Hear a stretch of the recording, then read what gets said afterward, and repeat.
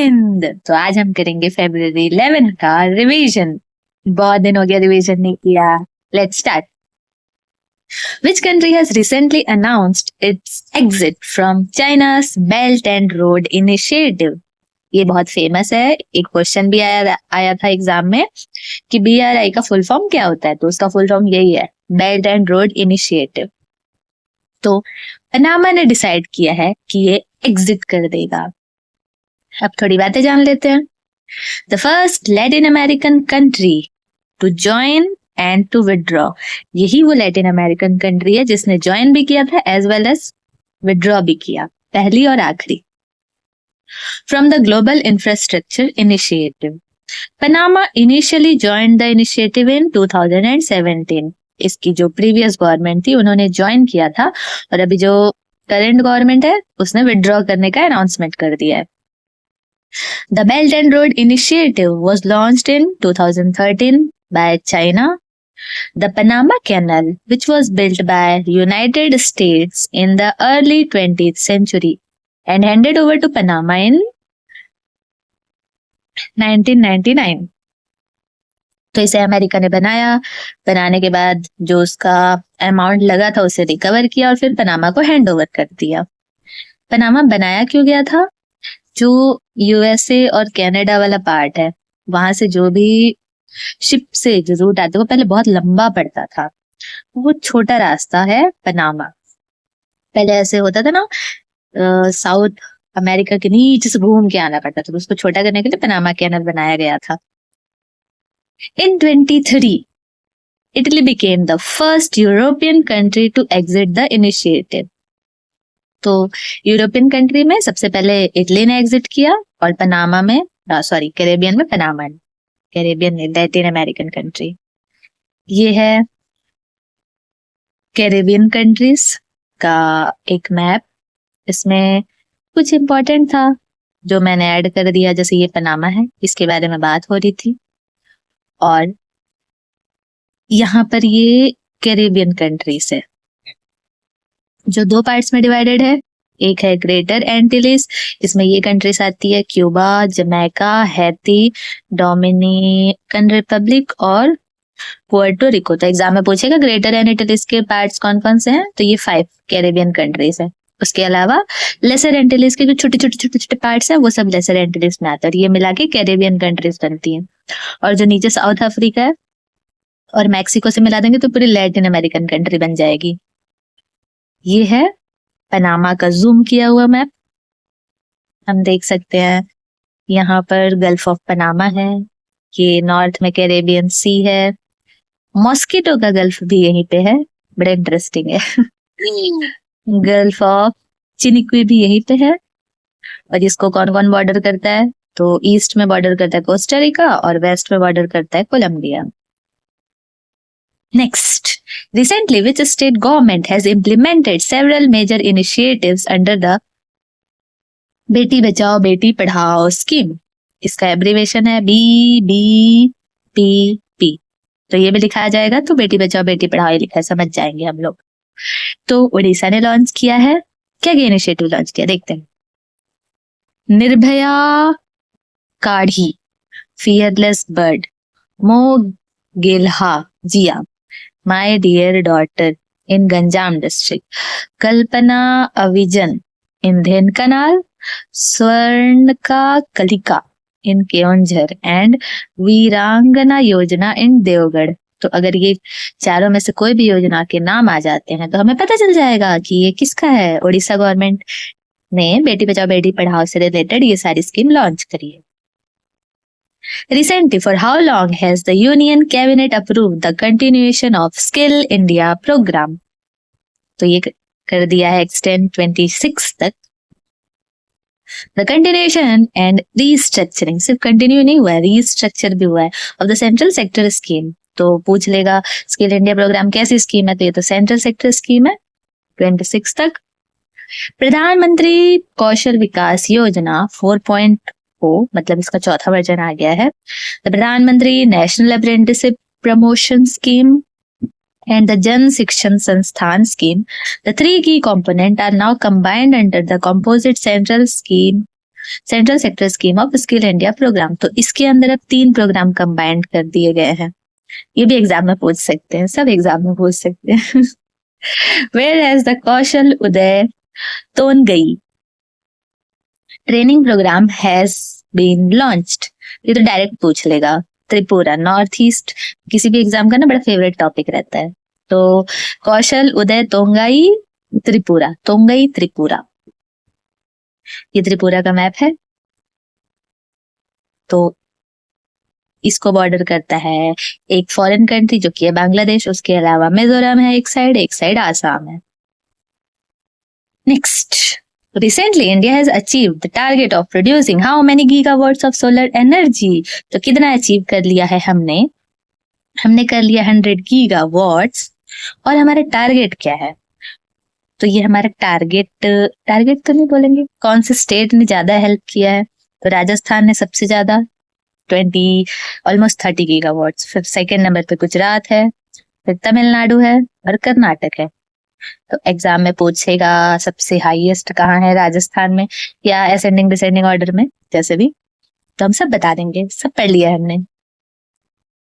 और renewable energy जो capacity India की वो देखते हैं कितनी है। तो हाइड्रो, पानी की इतनी कैपेसिटी और इतना हमने अचीव किया है अभी। ऐसे ही सोलर की इतनी है, इतना अचीव किया हमने। ये विंड की कैपेसिटी है, स्मॉल हाइड्रो पावर और बायो पावर। तो टोटल 5 के एरिया है, जिसमें से सबसे ज्यादा सोलर का है, देन सेकेंड नंबर पे विंड, थर्ड पे हाइड्रो, फोर्थ पे बायो और फिफ्थ पे स्मॉल हाइड्रो पावर प्रोजेक्ट है।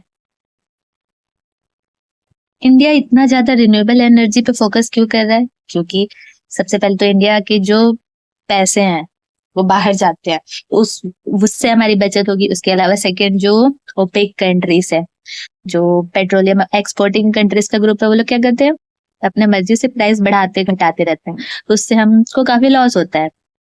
तो इसलिए इंडिया रिन्यूएबल एनर्जी पे शिफ्ट हो रहा है। जितना जल्दी शिफ्ट होंगे उतना जल्दी हमारा पैसा बाहर जाना कम होगा।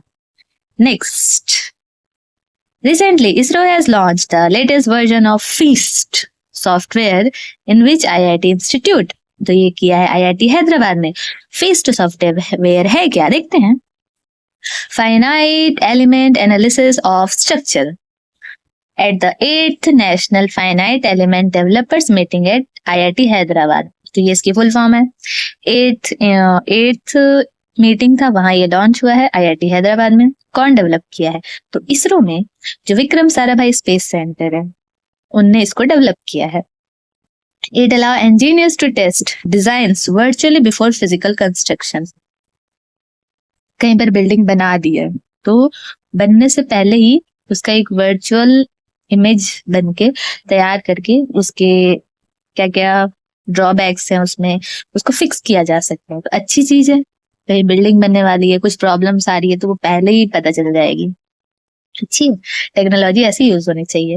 Next, which country which is struggling with political turmoil has started the Operation Devil Hunt campaign। तो ये स्टार्ट किया है बांग्लादेश ने। इन्होंने तो अपने पैर पे कुल्हाड़ी मारी है। ये है बांग्लादेश का मैप। तो कौन कौन से इंडियन स्टेट्स ने इसको कवर किया, इसमें बहुत सारा डिटेल है।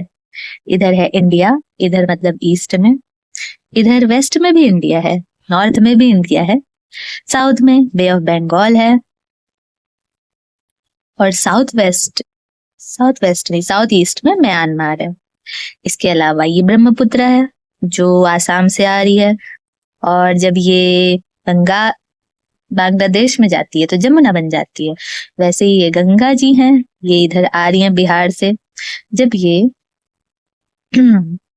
इधर आ जाती हैं बांग्लादेश में तो ये पद्मा बन जाती हैं, और ये दोनों कंबाइंड होके मेघना बन के बहती है।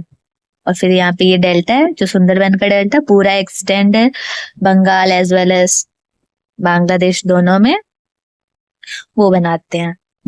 ट्रॉपिक ऑफ कैंसर भी पास हो रहा है बांग्लादेश से पास हो रहा है, मतलब वेस्ट बंगाल से भी पास हो रहा है। और इधर हमारे नॉर्थ ईस्ट स्टेट्स हैं, किधर, इधर ईस्ट। तो ये हो गया कुछ चीज बांग्लादेश के बारे में। बांग्लादेश की कैपिटल ढाका और करेंसी है टका, TAKA। Next, Recently, the Defense Ministry has signed a contract worth how many crore of rupees for the Pinaka rocket system? Pinaka 10,000 crore की डील साइन करी है। ये इसका टेस्ट फायर किया था डीआरडीओ ने, ये उसके बारे में है। The extended range version of indigenously develop है। कैसे डेवलप है पूछ लेगा तो ये इंडिजीनियसली डेवलप है। क्या है? मल्टी बैरल रॉकेट लॉन्चर है। कहाँ पे टेस्ट फायर हुआ? उड़ीसा के चांदीपुर में टेस्ट फायर हुआ इसका। और इसका रेंज क्या है? 45 किलोमीटर है। इसको किसने बनाया है? तो डीआरडीओ ने इंडिजीनियसली बनाया है। ये चीज याद रखनी है। Next, which country has recently manufactured the sixth generation fighter aircraft J-36, which is being called the super weapon of the sky? तो सिक्स्थ जनरेशन का है J-36। J-36 कौन सा जनरेशन का है? सिक्स्थ जनरेशन का है। ये कमाल किया है चाइना ने। इंडिया काउंटर, अब चाइना ने बना लिया है तो इंडिया को भी तो कुछ काउंटर करने के लिए रहना चाहिए कि इंडिया की सर पे लाके रखेगा। तो India counter with its fleet of 36 French built Rafale fighter station at Hashimara in West Bengal. तो इंडिया इसको काउंटर कर रहा है राफेल फाइटर से। कहाँ रखे हैं? हशीमारा डिस्ट्रिक्ट। कहाँ पे? वेस्ट बंगाल में। और राफेल किसने बनाया है? तो फ्रांस ने बनाया है। When is World Pulses Day celebrated with the aim of spreading awareness about nutritional and environmental benefits? तो ये सेलिब्रेट होता है 10 फरवरी को।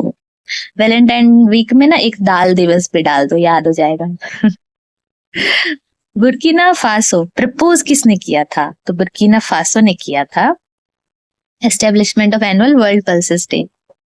और थीम क्या थी इस बार की? तो थीम थी pulses bringing diversity to agri food system. ये याद रखना है। किसने प्रपोज किया था? Burkina Faso. In 2024, India has achieved a dash position in leadership in energy and environmental design, green building countries and region. तो ग्रीन फ्रेंडली, तो हमारा क्या रैंक है? हमारी 3rd रैंक है। Wow. LEED certification in India are managed by, कौन देता है? ग्रीन बिजनेस सर्टिफिकेशन ये देती है। Where has the Silk Farmer Fair been organized recently? Silk Farmer Fair तो कहाँ हुआ था? जम्मू एंड कश्मीर में। Who has recently inaugurated Asia's largest Aero India show in Bengaluru? तो ये किया है डिफेंस मिनिस्टर राजनाथ सिंह ने।